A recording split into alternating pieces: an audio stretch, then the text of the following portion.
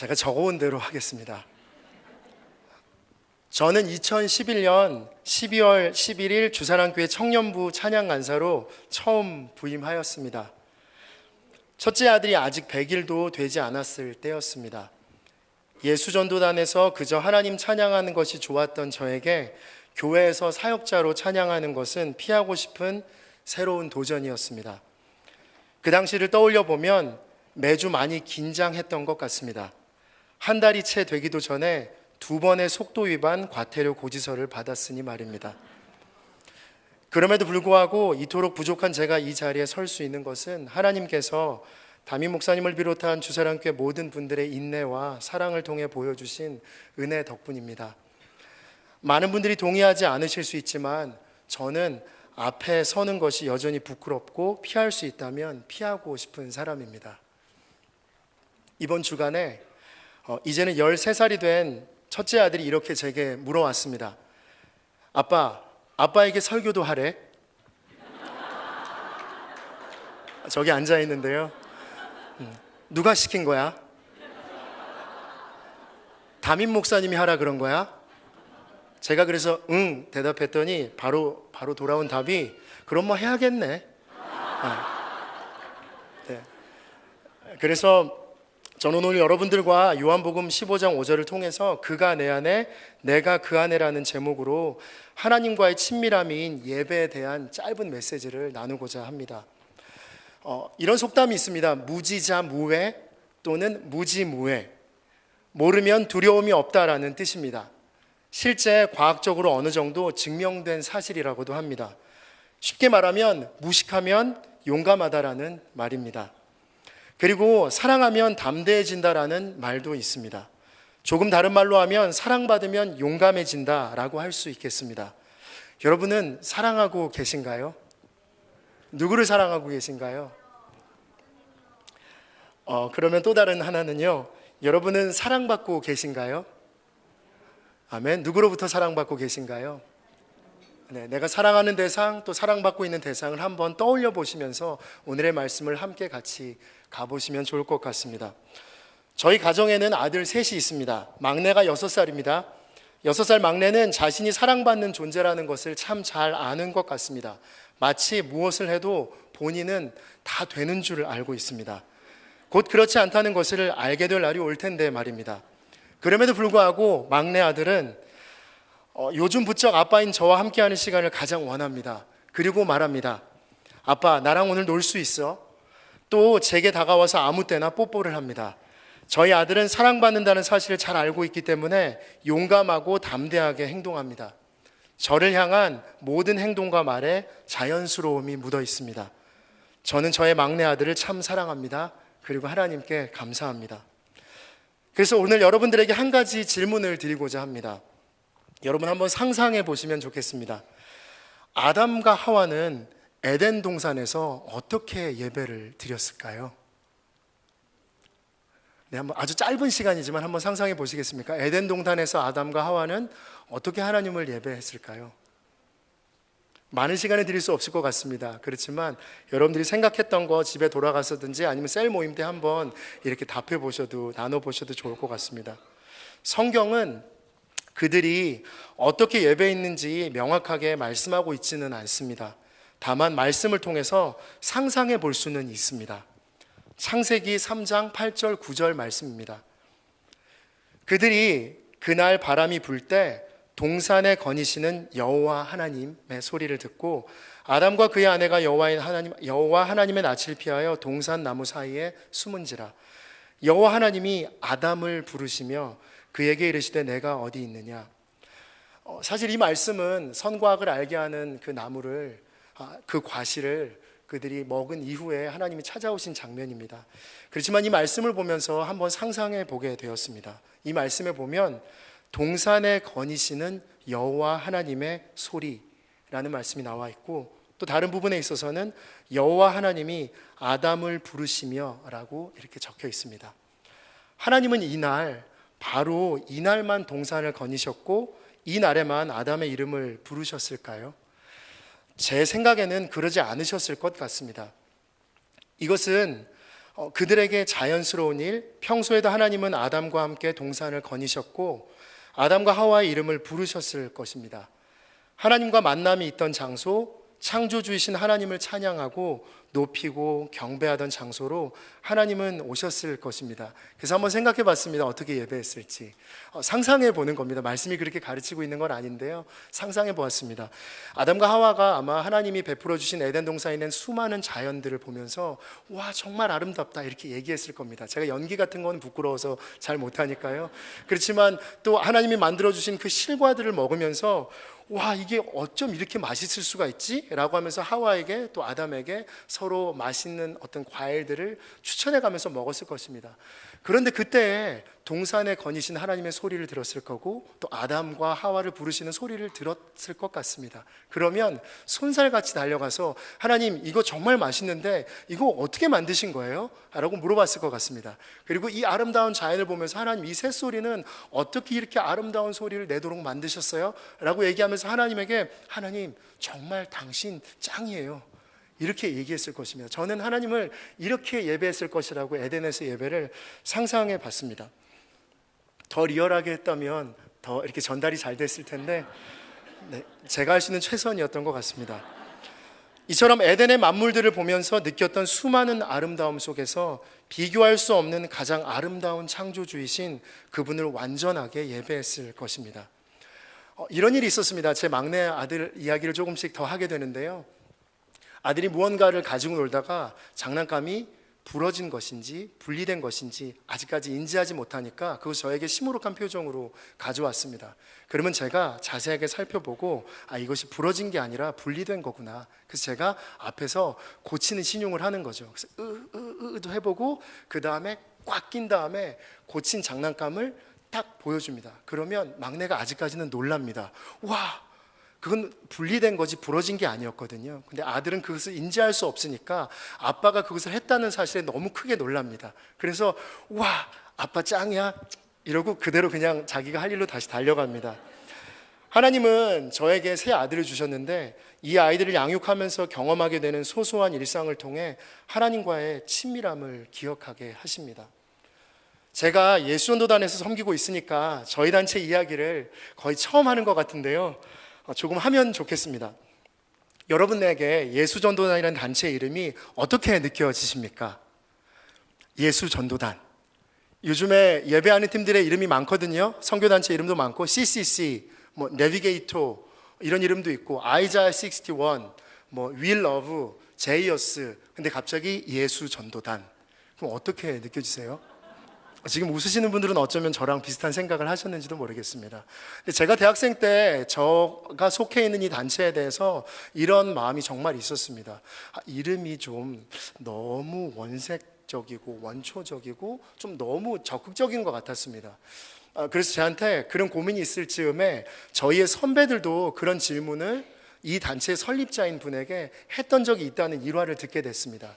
예수전도단이라는 단체는요, 미국 분에 의해서 만들어졌고요. 그분의 한국 이름은 오대원인데 영어 이름은 데이비드 이 로스라는 분이십니다. 지금은 이제 90세가 가까이 다 되셨는데요.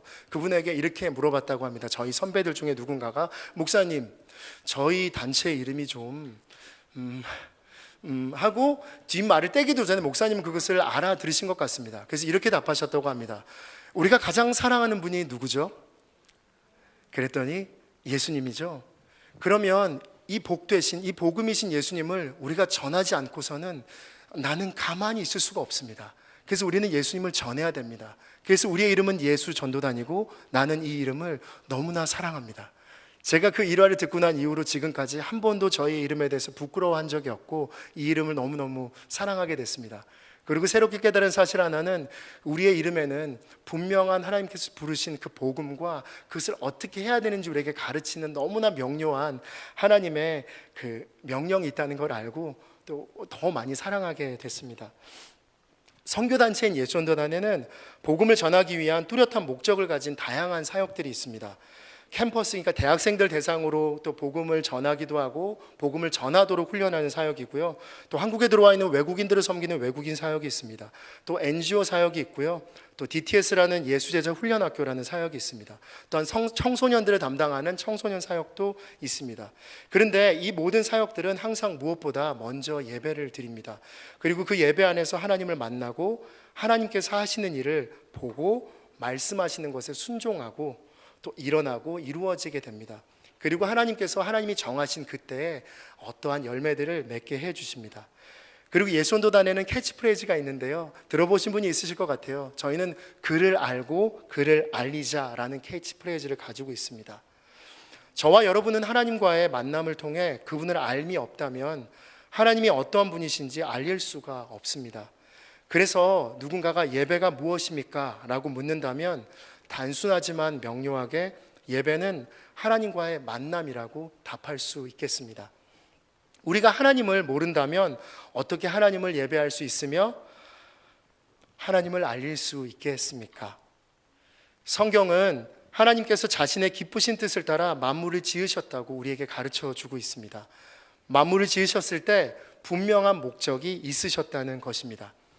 우리가 아는 것처럼 만물을 먼저 지으시고 창세기 1장 26절의 말씀처럼 우리의 형상을 따라 우리의 모양대로 우리가 사람을 만들자 하시고 저와 여러분들을 만드셨습니다. 그리고 말씀하시기를 보시기 좋았더라 하셨습니다. 우리는 하나님의 형상뿐만이 아니라 그분의 성품을 닮아서 하나님과 친밀한 사귐을 누릴 수 있는 존재로 지어진 것입니다. 하나님께서는 만드신 모든 것을 다스릴 권세를 우리에게 위임해 주시고 그분이 지으신 모든 것들에게 하나님의 뜻과 계획을 수행하는 존재로서 그 임무를 부여해 주셨습니다. 그리고 이 모든 것의 원천은 그분과의 열렬한 사귐인 친밀함의 예배에 있었습니다. 여러분들이 잘 아는 찬송가 442장 저 장미꽃 위에 있을 그 찬양 아세요? 네, 이 찬양의 후렴구는 이렇게 번역되어져서 불려지고 있습니다. 주님 나와 동행을 하면서 나를 친구 삼으셨네. 우리 서로 받은 이 기쁨은 알 사람이 없도다. 영어 찬양에 보니까요, 이렇게 지극해 볼 수 있더라고요. 그분은 나와 함께 걸었고 나와 함께 이야기했으며 내가 그분의 것이라고 말씀해 주셨습니다. 그곳에서 우리가 머물며 나누었던 기쁨을 아는 이는 없습니다.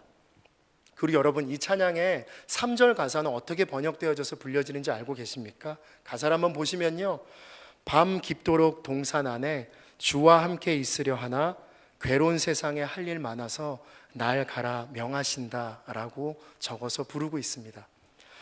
예수님과 함께하는 시간은 그곳이 어디든지 우리는 그곳을 떠나고 싶지가 않을 만큼 너무나 좋습니다. 그렇지만 그곳에서 사랑하는 분의 얼굴, 목소리, 그 이면에 있는 사랑과 긍휼이 담긴 근심하는 마음을 또 우리는 발견하게 됩니다. 사랑하는 사람은 계속 가까이 있다 보면 닮게 되기도 하지만 그 사람이 마냥 웃고 있을 때도 그 웃음 뒤에 있는 어떤 근심을 캐치할 수 있게 되는 것 같습니다. 또한 늘 밝게 말하지만 그 밝은 그 목소리 이면에 있는 또 근심 섞임 있는 어떠한 한 부분을 캐치할 수 있게 되는 것 같습니다. 어쩌면 이 복음사가는 그것을 알았던 것 같습니다.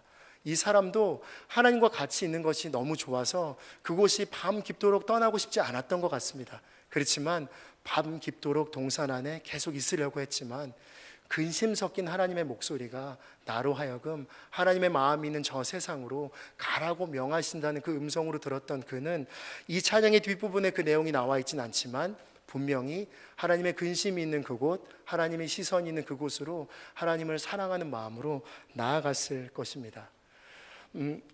저에게 있어서도 대학 시절 예수전도단에서 하나님을 예배하는 것이 정말 좋았습니다. 그러나 동시에 두렵기도 했습니다. 왜냐하면 한 주, 두 주가 지나고 한 달이 지나면 함께 예배하던 간사님들이 하나 둘씩 사라졌습니다. 어디로 간 것일까요? 선교지로 떠났거나 선교지로 떠날 준비를 하기 위한 훈련에 들어가게 됐던 것입니다. 그때 당시 제가 가진 것이 얼마나 있었겠습니까? 감사하게도 그저 용돈 조금 받아서 학교 다니는 대학생이었습니다. 그런데 예수님을 너무 사랑하면, 예수님을 너무 예배하면 지금 누리고 있는 모든 것을 포기하고 선교지로 떠나게 될 수 있다는 두려움이 저에게 있었습니다. 그래서 예수님을 적당히 예배하자, 예수님을 적당히 사랑하자라는 마음이 제 한켠에 늘 저에게 말하고 있었습니다. 그리고 저는 참 망설임이 많은 사람이기도 했습니다. 그런데 오늘 저는 이 자리에 서 있고요, 또 하나님께서 예수전도단에서 부르신 지 약 20년이 됐습니다.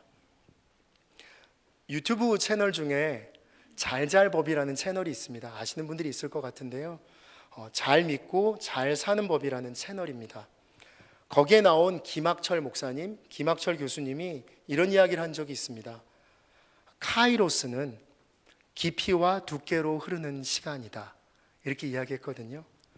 이 말을 저는 아주 조금 알 수 있을 것 같습니다. 하나님과의 친밀한 사귐인 예배는 크로노스의 시간, 그러니까 저희가 오늘 지금 보내고 있는 8시 5분, 8시 6분, 우리 인간의 시간을 크로노스라고 하죠.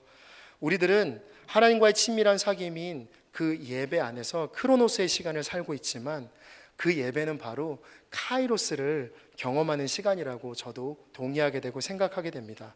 바로 카이로스의 시간이라고 한다면 하나님의 시간, 하나님의 때, 하나님께서 특별하게 정하신 어떠한 시간이라고 말할 수 있겠습니다. 그래서 정리하면 하나님과의 친밀한 사귐인 예배는 크로노스의 시간을 살면서 카이로스를 경험하는 시간이라고 생각됩니다. 하나님과의 친밀함은 지름길이 없는 것 같습니다. 그분을 만나고 예배하는 시간이 깊이가 되고 두께가 되는 것입니다. 제가 성경에도 이런 인물을 찾아보다가 발견하게 됐는데요, 저희가 너무 잘 아는 인물입니다. 다윗은 그가 쓴 여러 시편에서 그의 인생을 통해 경험한 하나님의 선하심과 인자하심을 노래하고 찬양합니다. 시편 23편에서는 여호와가 나의 목자시며 나의 평생에 선하심과 인자하심이 나를 반드시 따를 것이라고 노래하고 있습니다. 또 시편 34편에서는 여호와의 선하심을 맛보아 알지어다라고 노래합니다. 근데 이때 상황은 조금 특별합니다. 이때 다윗은 하나님께 기름 부음을 받았지만 사울에게 계속해서 쫓기고 있었습니다. 그리고 이제는 더 이상 이스라엘 지역에 숨어 있을 수 없었기 때문에 블레셋 가드 땅의 아기스 왕에게 갔습니다. 그리고 자신들의 장수 골리앗을 죽인 그를 알아본 신하들로 인해서 아기스 왕에게 죽임을 당할까 두려워서 수염에 침을 질질 흘리고 또 문에 무언가를 끄적거리기도 하는 미친 척을 하고 겨우 목숨을 건진 이후에 너희는 여호와의 선하심을 맛보아 알지어다라고 말하고 있는 것입니다. 이 외에도 많은 시편에서는 다윗은 인자하심과 선하심으로 함께 하시는 하나님을 노래하고 예배합니다. 제가 들여다보니까요, 그의 인생과 일상은 우리와 같은 크로노스의 시간 안에 있었지만 그와 동시에 하나님의 카이로스를 살았던 사람인 것 같습니다. 하나님의 임재 연습이라는 그 책으로 우리에게 잘 알려져 있는 로렌스 형제는 이렇게 이야기했습니다. 하나님을 사랑하면서 쓰지 않은 하루는 잃어버린 날로 간주하십시오. 오늘 배민정 집사님께서 기도하면서 예수님 만세라는 표현을 쓰셔서 제가 참 많이 놀랐습니다. 저희가 가정에 잠들기 전에 아이들과 함께 기도를 드리고 자기 전에 꼭 하는 그 외침이 예수님 만세입니다. 아이들이 어렸을 때는 제가 이렇게 하라는 대로 무조건 따라했지만 지금은 때로는 피곤하기도 하고 먼저 누워있는 아이들도 있고 때로는 하지 못할 때도 있지만 우리가 기도를 마치고 예수님 만세를 외치자고 얘기하면 아이들이 자기만의 스타일로 예수님 만세를 외칩니다. 어떤 아들은 예수님 만세 외치기도 하고요, 어떤 아이들은 엎드려 있다가 뒷발로 예수님 만세를 들기도 합니다. 물론 주님 보시기에 굉장히 무례한 표현일 수 있겠죠. 그렇지만 우리의 마음 안에 있는 예수님 만세는 하나님, 제가 오늘도 당신의 사랑을 입었고 나도 오늘 하나님을 사랑했습니다. 그리고 오늘 이 밤에도 하나님을 사랑함으로 잠들고 아침에도 하나님을 사랑하고 찬양함으로 일어나겠습니다 라는 마음으로 아들과 함께 아들이 첫째 태어날 때부터 지금까지 계속해서 놓치지 않고 저희가 할 수 있는 한에서는 최선을 다해서 이야기하고 있습니다. 하나님을 사랑하면서 쓰지 않는 하루는 잃어버린 날로 간주하라고 했던 로렌스 형제의 마음이 무엇인지 아주 조금은 알 수 있을 것 같습니다. 또 다음은 영국의 작가이자 시인이었던 G.K. 체스터턴은 당신의 종교 생활에서 신학은 줄이고 뜨거운 사랑은 늘어나게 하라라고 이야기했습니다. 또한 영국의 비평가였던 토마스 칼라일은 경의는 경배의 기초이다 라고 이야기했습니다. 여러분, 제가 또 한 가지를 질문을 해보고 싶습니다. 여러분들은 하나님의 경이로움을 마주하게 되는 여러분들만의 특별한 장소가 있으십니까? 좀 쉬운 말로 하면 골방이라고도 하겠습니다. 여러분들이 하나님을 특별히 마주하게 되는 어떠한 골방, 예배 장소가 혹시 있으십니까? 아니면 그런 장소가 있었지만 지금은 좀 잃어버리셨습니까? 아니면 그런 장소가 무엇인지 모르지만 내 삶에 그런 장소가 있었다는 것들을 발견하고 계십니까? 제가 예손도단 이야기를 조금 더 하게 되는데요. 대학생 올라오면서 모태신앙으로 자라서 조금 머리가 커졌습니다.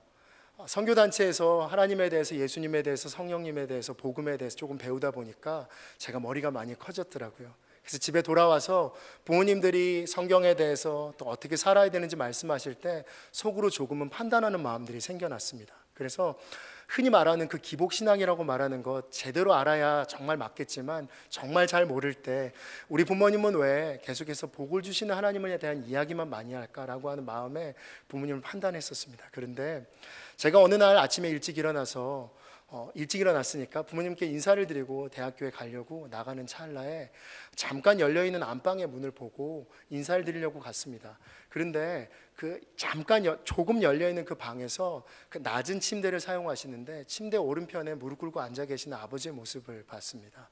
무엇을 기도하셨는지 그 내용은 잘 모르겠습니다. 그렇지만 제가 인사를 드리게 되면 아버지가 가지고 있는 시간들을 제가 끊게 될까 봐 그냥 조용히 제가 그냥 인사드리고 그 다음에 엄마를 찾았습니다. 엄마가 보이지 않았기 때문에요. 근데 저희 집에 그 싱크대는 부엌으로 가면 이렇게 니은자로 되어 있는 곳이 있는 집들이 있으실 거예요. 근데 어머니가 그 니은자 안에서 가만히 앉아서 계속해서 하나님께 기도를 드리고 있더라고요. 그 순간에도 어머니께 인사를 잠깐 드리고 제가 집을 나왔습니다. 그리고 나서 한 2주 동안 제 신앙에 있어서 제 커진 머리와 또 하나님이 정말로 어떠한 분이신지, 어떻게 하나님께 우리의 삶을 드리는 게 하나님 기뻐하시는 삶인지를 많이 고민하게 됐습니다. 그리고 한 그 시간이 지나고 나서 어느 날 제가 용서를 구했습니다. 특별히 어머님께, 엄마, 제가 어머님의 신앙을 제가 판단했었고요, 제가 이렇게 했기 때문에 어머님께 용서를 구합니다. 그리고 제가 그 시간 이후로도 참 많이 울었습니다. 왜냐하면 그 마음이 잘 떠나지가 않았습니다.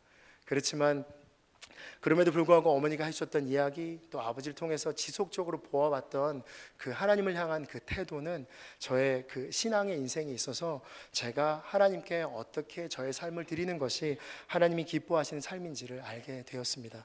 특별히 그렇기 때문에 오늘 요한복음 15장 5절 말씀인 나는 포도나무요 너희는 가지라, 그가 내 안에 내가 그 안에 거하면 사람이 열매를 많이 맺나니 나를 떠나서는 너희가 아무것도 할 수 없음이라 라는 말씀을 제가 붙잡게 됐습니다.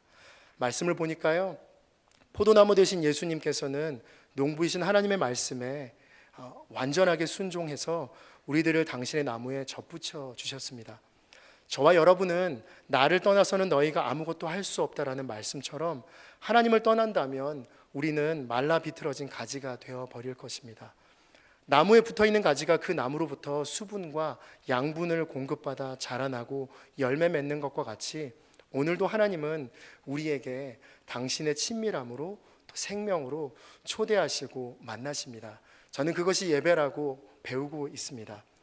여러분, 오늘 이 시간 여러분 특별히 하나님을 그 경이로움으로 만날 수 있는 골방을 다시 한번 찾아내시지 않겠습니까? 저희 어머님이 가지셨던, 저희 아버님이 가지셨던 그 일상 안에 있었던, 어머님께는 부엌이었고 아버지께는 일상을 사는 시간이 밖에서 더 많으셨지만 그럼에도 불구하고 하루아침 일찍 시작하면서 항상 하나님의 경이로움을 마주하고자 찾아가셨던 그 침대 오른쪽 그 한켠처럼 말입니다. 저에게도 저의 인생 안에 하나님이 골방으로 초대한 시간들이 많았고요, 또 그 시간마다 하나님이 그곳을 통해서 하나님이 어떠한 분이신지, 또 제가 그분 안에서 어떠한 존재인지 늘 발견되게 하셨습니다. 여러분, 저희가 늘 하나님께 기쁨으로만 예배할 수 있을까요? 상한 마음도 있고요, 또 통회하는 마음도 있고, 또 답답한 심경도 있고, 하나님 예배하기 싫을 때도 있고, 또 기도하기 싫을 때도 있고, 도저히 하나님을 예배할 수 없을 것 같아서 포기해 버리고 싶을 때도 있는 것 같습니다. 그럼에도 불구하고 하나님께서는 우리를 계속해서 만나자고 초대하고 계십니다. 여러분들의 일상 안에 경외의 장소를 찾게 되시기를, 또 있으시다면 그 장소를 끝까지 붙잡으시기를 정말로 소망합니다.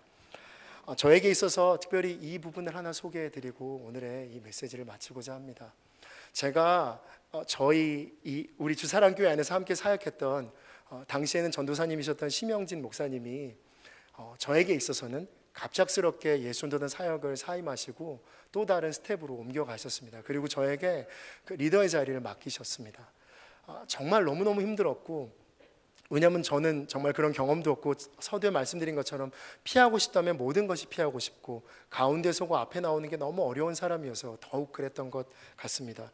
그리고 시간이 지남에 따라서 많은 사람들이 계속해서 팀을 떠나는 것 같았습니다. 그래서 어느 날은 하나님, 저가 어떤 것들을 결정할 때 참 저의 우둔함과 미련함을 통해서 많은 사람들이 하나님을 사랑하는 몸을 떠나게 되는 것 같은데 어떻게 해야 될지 모르겠습니다. 그래서 저희 사무실이 일산에 있는데요, 그 일산 안에 있는 그 동네 주택가에 있는 그 놀이터를 지나가면서 열심히 기도했습니다. 푸념하기도 하고요. 그러면서 저는 그날은 어떤 일이었는지 제가 갖고 있는 그 아이폰, 그러니까 폰의 그 레코더를 켜고 제 기도와 제 어떤 그 마음들을 토로함을 녹음을 했습니다. 왜 그랬는지 저도 알 수가 없습니다. 기도하는데 녹음기를 킨다는 게 저에게 있어서는 굉장히 당황스러운 일이기도 했습니다. 그런데 제가 그 시간들을 보내면서 하나님이 특별히 그 기도와 그 시간들을 통과해내면서 저에게 허락하신, 그러니까 저는 제가 곡을 만들었다고 생각하지 않고요, 하나님 저에게 허락하신 곡이 있었습니다. 그 찬양은요, 바로 오늘 그 말씀의 제목으로 제가 정했던 그가 내 안에 내가 그 안에라는 찬양의 제목이었습니다. 제가 그 가사를 한번 읽어드리겠습니다. 주여 내 생각을 주관하소서, 주여 내 마음을 감찰해 주소서. 우둔한 나의 마음, 미련한 나의 생각 모두 다 내려놓고 주님의 말씀을 듣게 해 주십시오. 그가 내 안에 내가 그 안에, 당신은 포도나무 나는 가지. 그의 생명에 내가 물들어 당신의 아름다운 열매 맺게 하소서. 그는 내 아버지, 나는 그의 아들. 사랑의 노래로 나를 부르시네. 긍휼한 주의 마음, 선하신 주의 생각 빛으로 비추시고 주의 마음을 알게 하소서. 찬양을 다 적는 데까지 시간은 많이 걸렸습니다. 왜냐하면 한 줄이 완성되지가 않았었습니다. 아무리 곡을 완성하려고 그래도 한 곳이 완성되지가 않았습니다.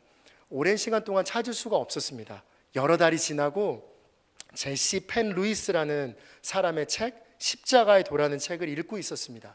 그런데 그 책에서 제가 이런 문장을 저의 언어로 한번 적어봤었습니다. 예수 그리스도를 따르는 삶은 그분을 닮아가는 것이다. 그것은 마치 물드는 것과 같다. 라는 내용의 메모를 해두었습니다. 그리고 또 여러 시간이 흐른 어느 날 저희 둘째 아들이 넘어지고 무릎에서 피가 흐르는 일이 있었습니다. 저는 급하게 지혈을 하기 위해서 휴지를 찾았고 아들의 무릎에 휴지를 덮었습니다. 휴지는 빨갛게 물들었고 지혈이 되었습니다. 그날 밤 잠들기 전 오늘의 일들을 잠시 떠올리던 중 아들의 사건과 제가 적어 놓았던 메모가 동시에 떠올랐습니다. 피가 나는 무릎에 닿은 휴지가 빨갛게 물들었듯이 그리스도를 닮는 것은 그분의 생명에 물이 드는 것과 같다고 생각했습니다. 그리고 그분 안에 있는 우리는 열매를 맺을 것이라는 예수님의 요한복음 15장 5절 말씀이 마음 깊이 깨달아지는 시간이었습니다. 그래서 급하게 일어나서 적어 내려간 것이 마지막 그 가사의 완성이었던 그의 생명에 내가 물들어 당신의 아름다운 열매 맺게 하소서라는 가사가 되었습니다. 어쩌면 하나님과의 친밀한 사귐은 우리의 크로노스의 시간과 하나님의 카이로스의 시간을 가장 가까이 경험하게 되는 시간인지도 모르겠습니다. 하나님께서 오늘도 우리들을 부르고 계십니다. 우리가 예수님 안에 있고 예수님 안에 내가 있다면 우리는 용감해집니다. 또한 담대해집니다. 우리는 사랑받기 위해 구걸하듯이 예배하지 않습니다. 사랑받기 때문에 예배하고 사랑받는 존재로 예배합니다. 사랑하기 때문에 사랑하는 하나님의 말씀에 기쁘게 순종할 수 있습니다. 하나님의 카이로스의 시간에 열매를 맺게 하실 것입니다. 아멘. 제가 마지막 날 한번 생각해 봤거든요. 하나님이 저희가 예수님이 다시 오시는 그날 수고했다고 여러분들의 이름과 제 이름을 부르시면서 분명히 면류관을 씌워 주실 것입니다. 그러면 그 면류관이 저의 머리에 닿는 순간 이런 걸 한번 생각해 봤습니다. 제가 지나왔던 모든 시간을, 제가 제 몸을 떠나서 어떤 시간을 보냈는지 저는 알 수 없었지만 면류관이 제 머리에 닿는 순간 제 인생에 있었던 모든 장면들이 필름으로 지나간다면 거기에 나뿐만이 아니라 늘 항상 함께 계셨던 하나님, 성령 하나님이 거기에 계신 것을 저는 볼 수 있을 거라는 생각을 했습니다. 그래서 면류관이 제 머리에 닿는 순간 그 장면을 본 저는 하나님께 다시 한번 무릎을 꿇고, 하나님, 이 면류관은 하나님 바로 당신 거예요 라고 드리고 싶은 그날을 소망하게 됐습니다. 그런데 어쩌면 하나님은 거기서 또 저에게 이렇게 말씀하실지도 모르겠습니다. 여러분들에게도 마찬가지로, 아니야, 이 면류관은 너 거야.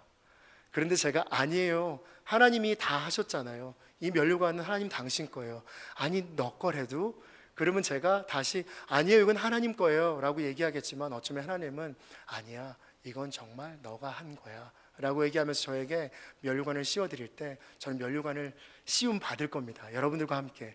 그리고 그분에게 다시 한번 찬송을 영원하게 올려드릴 때 그 면류관을 살포시 놓아서 하나님께 드리기를 정말로 간절하게 소망하고 있습니다. 여러분, 면류관을 드리는 그날 주사랑교회 성도님 모든 분들이 저와 함께 더불어 면류관을 함께 드리기를 간절히 소망합니다.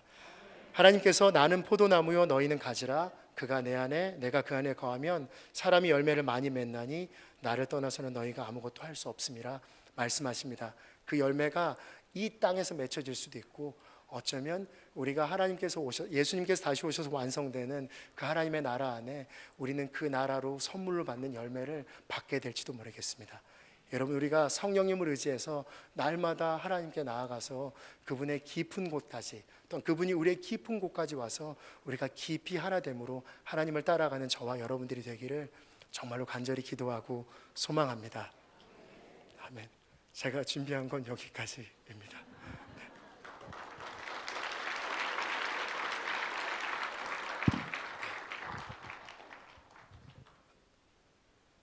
네. 기도하겠습니다.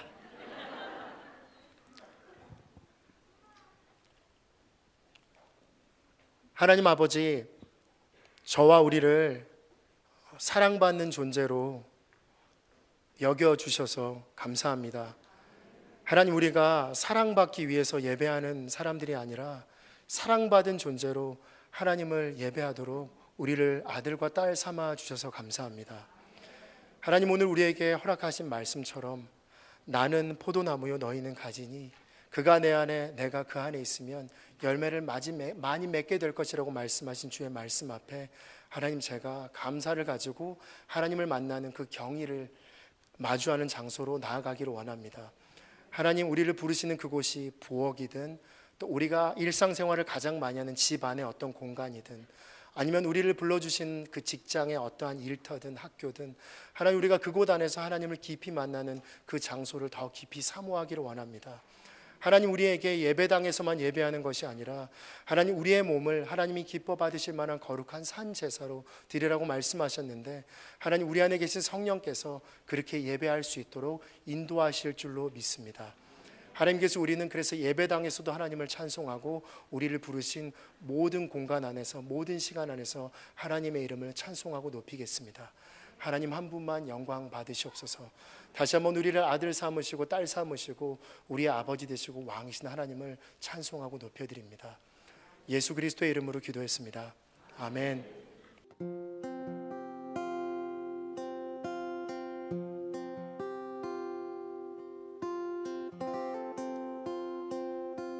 주여 내 생각을 주관하소서. 주여 내 마음을 감찰하소서. 우둔한 나의 마음, 미련한 나의 생각 모두 다 내려놓고 주의 말씀을 듣게 하소서. 그가 내 안에 내가 그 안에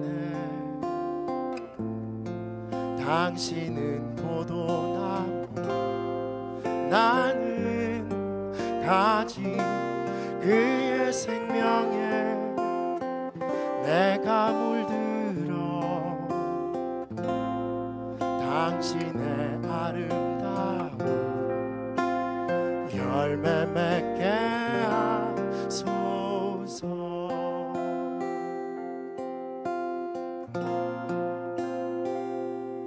그는 내 아버지 나는 그의 아들.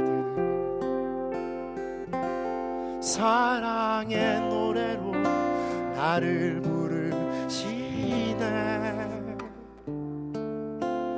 긍휼한 주의 마음 선하신 주의 생각 빛으로 비추시고 주의 마음을 알게 하소서.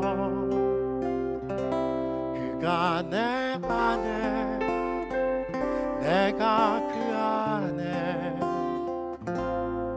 당신은 포도나무 나는 가지 그의 생명에 내가 물들어 당신의 아름다운